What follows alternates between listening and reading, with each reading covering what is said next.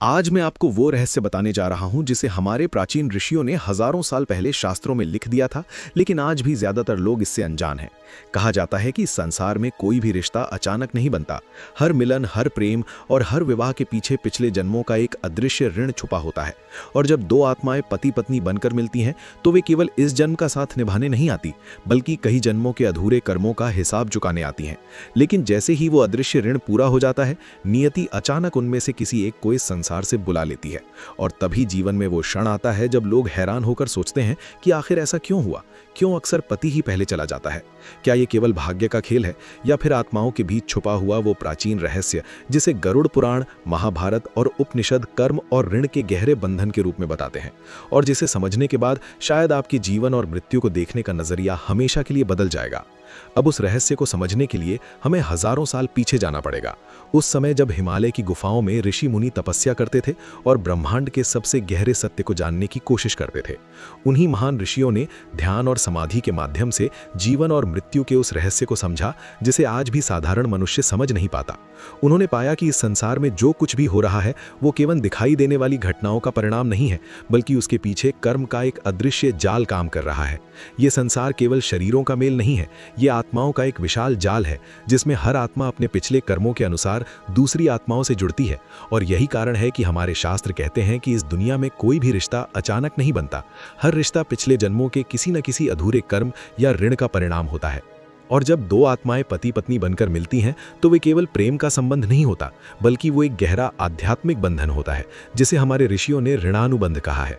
ऋणानुबंध का अर्थ है वो अदृश्य बंधन जो पिछले जन्मों के अधूरे कर्मों के कारण दो आत्माओं को फिर से एक साथ ले आता है। और जब तक वो ऋण पूरा नहीं हो जाता तब तक वे आत्माएं किसी न किसी रूप में एक दूसरे से जुड़ी रहती हैं, कभी मित्र बनकर, कभी भाई बहन बनकर और कभी पति पत्नी बनकर। गरुड़ पुराण में एक जगह बताया गया है कि जब कोई आत्मा नया जन्म लेने के लिए पृथ्वी पर आती है तो वो अपने साथ केवल शरीर नहीं लाती, बल्कि अपने साथ अपने पिछले जन्मों के कर्मों का पूरा लेखा जोखा लेकर आती है। उस आत्मा के जीवन में कौन लोग आएंगे, कौन उससे प्रेम करेगा, कौन उसे दुख देगा और कौन उसका जीवन साथी बनेगा, ये सब उसके कर्मों के अनुसार पहले से ही तय हो चुका होता है। यही कारण है कि कभी कभी दो बिल्कुल अजनबी लोग अचानक मिलते हैं और कुछ ही समय में उनके बीच इतना गहरा संबंध बन जाता है जैसे वे एक दूसरे को सदियों से जानते हो। शास्त्र कहते हैं कि ये केवल संयोग नहीं होता, बल्कि पिछले जन्मों का अधूरा रिश्ता होता है जो इस जन्म में फिर से पूरा होने आता है। और यही कारण है कि विवाह को हमारे धर्म में केवल सामाजिक व्यवस्था नहीं माना गया, बल्कि इसे एक पवित्र संस्कार कहा गया है, क्योंकि ये केवल दो शरीरों का नहीं बल्कि दो आत्माओं का मिलन होता है।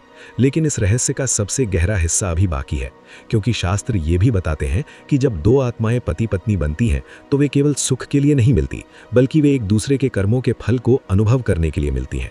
कभी एक दूसरे के सहारे के रूप में तो कभी एक दूसरे की परीक्षा के रूप में। कई बार ऐसा होता है कि एक आत्मा दूसरी आत्मा के जीवन में इसलिए आती है ताकि वो उसके किसी पुराने कर्म का हिसाब पूरा कर सके, और जैसे ही वो कर्म पूरा हो जाता है वैसे ही उनका साथ भी समाप्त हो जाता है। यही कारण है कि जीवन में कभी कभी ऐसी घटनाएं हो जाती हैं जिन्हें समझ पाना मनुष्य के लिए बहुत कठिन होता है। किसी का जीवन अचानक बदल जाता है, कोई अपने प्रिय व्यक्ति को खो देता है और फिर वो जीवन भर ये सोचता रह जाता है कि आखिर ऐसा क्यों हुआ। लेकिन हमारे ऋषि कहते हैं कि इस संसार में कुछ भी बिना कारण नहीं होता। हर घटना के पीछे कर्म का एक गहरा रहस्य छुपा होता है। महाभारत में भी कर्म के इसी सिद्धांत को बहुत गहराई से समझाया गया है।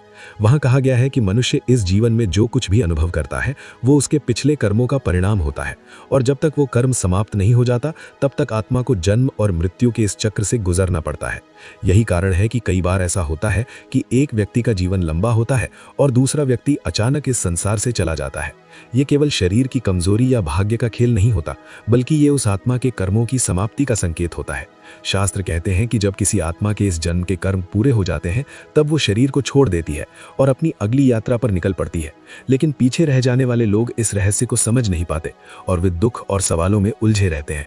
यही वो स्थान है जहां से उस प्रश्न की शुरुआत होती है जिसने सदियों से लोगों को सोचने पर मजबूर किया है। आखिर क्यों कई बार ऐसा देखा जाता है कि पति ही पहले इस संसार को छोड़ देता है?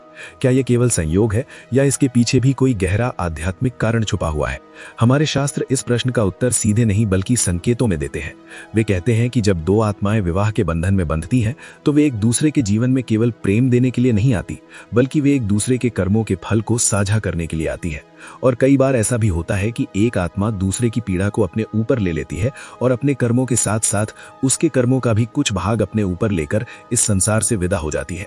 यही कारण है कि हमारे प्राचीन ग्रंथों में पति पत्नी के संबंध को केवल सांसारिक नहीं बल्कि आध्यात्मिक कहा गया है, क्योंकि ये रिश्ता केवल इस जीवन तक सीमित नहीं होता, बल्कि ये आत्माओं की उस लंबी यात्रा का हिस्सा होता है जो जन्म और मृत्यु के अनगिनत चक्रों से होकर गुजरती है। और शायद इसी रहस्य को समझने के लिए हमारे ऋषियों ने कहा था कि इस संसार में जो कुछ भी हो रहा है वो केवल वही नहीं है जो हमें दिखाई देता है, बल्कि उसके पीछे कर्म और आत्मा का एक ऐसा गहरा रहस्य छुपा है जिसे समझने के लिए केवल आंखें नहीं बल्कि चेतना का जागना जरूरी है। अब उस रहस्य को समझने के लिए हमें उस समय की कल्पना करनी होगी जब मानव सभ्यता आज जितनी विकसित नहीं थी, लेकिन ज्ञान उससे कहीं अधिक गहरा था। जब हिमालय की ऊंची चोटियों के बीच शांत गुफाओं में बैठे ऋषि मुनि ध्यान और समाधि के माध्यम से ब्रह्मांड के रहस्यों को जानने का प्रयास कर रहे थे। वे केवल बाहरी दुनिया को नहीं बल्कि चेतना की उस गहराई को समझने की कोशिश कर रहे थे जहां से जीवन और मृत्यु दोनों का रहस्य शुरू होता है। उन्हीं महान ऋषियों ने अपने अनुभव से ये जाना कि ये संसार केवल शरीरों का मेल नहीं है, बल्कि ये आत्माओं का एक विशाल जाल है जिसमें हर आत्मा अपने पिछले कर्मों के अनुसार दूसरी आत्माओं से जुड़ती है। और यही कारण है कि हमारे शास्त्र कहते हैं कि इस दुनिया में कोई भी रिश्ता अचानक नहीं बनता। हर रिश्ता पिछले जन्मों के किसी न किसी अधूरे कर्म का परिणाम होता है। जब कोई आत्मा इस संसार में जन्म लेती है तो वो खाली हाथ नहीं आती, वो अपने साथ अपने पिछले जन्मों के कर्मों का पूरा लेखा जोखा लेकर आती है। गरुड़ पुराण में कहा गया है कि हर आत्मा अपने साथ अपने कर्मों का वो अदृश्य बीज लेकर आती है जो उसके पूरे जीवन को प्रभावित करता है। उसी के अनुसार उसे माता पिता मिलते हैं, उसी के अनुसार उसे मित्र मिलते हैं और उसी के अनुसार उसे उसका जीवन साथी भी मिलता है। यही कारण है कि कई बार दो बिल्कुल अनजान लोग अचानक मिलते हैं और कुछ ही समय में उनके बीच ऐसा गहरा संबंध बन जाता है जैसे वे एक दूसरे को सदियों से जानते हों। शास्त्र कहते हैं कि ये केवल भावनाओं का खेल नहीं होता, बल्कि ये पिछले जन्मों का अधूरा रिश्ता होता है जो इस जन्म में फिर से पूरा होने आता है। हमारे प्राचीन धर्म ग्रंथों में विवाह को केवल सामाजिक व्यवस्था नहीं बल्कि एक पवित्र संस्कार माना गया है, क्योंकि ये केवल दो शरीरों का नहीं बल्कि दो आत्माओं का मिलन होता है। जब विवाह के समय अग्नि के सामने 7 फेरे लिए जाते हैं तो वो केवल एक परंपरा नहीं होती, बल्कि वो एक गहरा आध्यात्मिक वचन होता है जिसमें दो आत्माएं ये संकल्प लेती हैं कि वे जीवन की हर परिस्थिति में एक दूसरे का साथ निभाएंगी। लेकिन शास्त्र ये भी बताते हैं कि ये साथ हमेशा एक ही जन्म तक सीमित नहीं होता।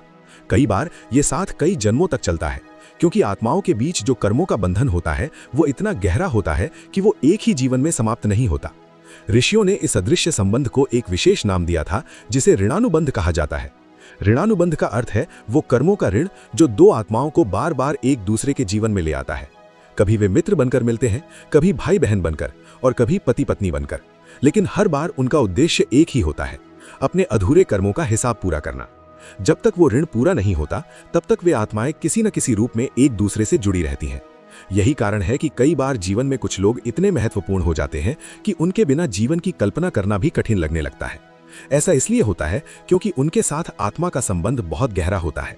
लेकिन इस रहस्य का एक और पक्ष भी है जिसे समझना बहुत जरूरी है, क्योंकि शास्त्र ये भी बताते हैं कि जब दो आत्माएं पति पत्नी बनकर मिलती हैं तो वे केवल सुख के लिए नहीं मिलती, बल्कि वे एक दूसरे के कर्मों के फल को अनुभव करने के लिए भी मिलती हैं। कई बार ऐसा भी होता है कि एक आत्मा दूसरी आत्मा के जीवन में इसलिए आती है ताकि वो उसके किसी पुराने कर्म का हिसाब पूरा कर सके, और जैसे ही वो कर्म पूरा हो जाता है वैसे ही उनका साथ भी समाप्त हो जाता है। यही कारण है कि कई बार जीवन में ऐसी घटनाएं घट जाती हैं जिन्हें समझना मनुष्य के लिए बहुत कठिन होता है। शायद इसी रहस्य को समझाने के लिए हमारे प्राचीन ऋषियों ने कहा था कि ये संसार केवल वही नहीं है जो हमारी आंखों को दिखाई देता है, बल्कि इसके पीछे कर्म और आत्मा का एक ऐसा गहरा रहस्य छुपा हुआ है जिसे समझने के लिए केवल बुद्धि ही नहीं बल्कि चेतना का जागना भी आवश्यक है। और जब तक मनुष्य इस रहस्य को नहीं समझता तब तक जीवन और मृत्यु दोनों ही उसके लिए एक अनसुलझी पहेली बने रहते हैं। और शायद यही कारण है कि हजारों साल पहले हमारे ऋषियों ने कहा था कि इस संसार में हर मिलन और हर बिछुड़ना पहले से ही कर्म के अदृश्य सूत्रों से बंधा हुआ है, और वही सूत्र तय करते हैं कि कौन कब किसके जीवन में आएगा। अब उस रहस्य को और गहराई से समझने के लिए हमें ये जानना होगा कि हमारे शास्त्र जीवन को केवल जन्म और मृत्यु के बीच का समय नहीं मानते, बल्कि इसे आत्मा की एक लंबी यात्रा का छोटा सा हिस्सा बताते हैं।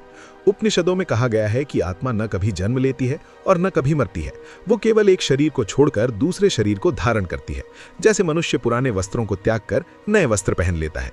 इसी कारण हमारे ऋषि मुनि कहते थे कि इस संसार में जो भी मिलन होता है वो स्थायी नहीं होता, बल्कि उसके पीछे छुपा हुआ कर्म का संबंध बहुत गहरा होता है, और वही संबंध तय करता है कि कौन आत्मा किस समय किसके जीवन में आएगी और कब उससे दूर हो जाएगी।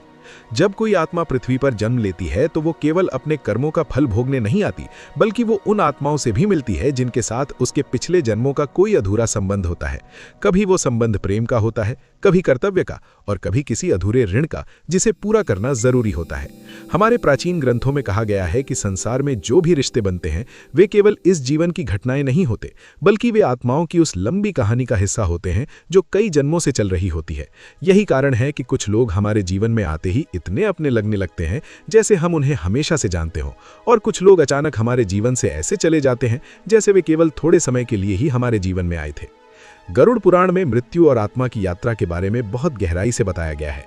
वहां कहा गया है कि जब किसी व्यक्ति की आयु पूरी हो जाती है तब उसकी आत्मा शरीर को छोड़ देती है, लेकिन उस आत्मा का अस्तित्व समाप्त नहीं होता। वो अपने कर्मों के अनुसार आगे की यात्रा पर निकल पड़ती है। शास्त्र कहते हैं कि मृत्यु केवल शरीर का अंत है, आत्मा का नहीं, और इसलिए किसी प्रिय व्यक्ति का जाना वास्तव में अंत नहीं, बल्कि उसकी यात्रा का एक नया अध्याय होता है। लेकिन जो लोग पीछे रह जाते हैं वे इस रहस्य को समझ नहीं पाते और वे दुख और सवालों में उलझ जाते हैं। यही कारण है कि जब किसी परिवार में कोई व्यक्ति अचानक इस संसार को छोड़ देता है तो पीछे रह जाने वाले लोग अक्सर ये सोचते हैं कि आखिर ऐसा क्यों हुआ, क्या ये केवल भाग्य था या फिर इसके पीछे कोई गहरा कारण छुपा हुआ है। हमारे ऋषियों ने इस प्रश्न का उत्तर कर्म के सिद्धांत में दिया है। उन्होंने कहा कि मनुष्य इस जीवन में जो कुछ भी अनुभव करता है वो उसके पिछले कर्मों का परिणाम होता है, और जब किसी आत्मा के कर्म पूरे हो जाते हैं तब वो इस संसार से विदा हो जाती है।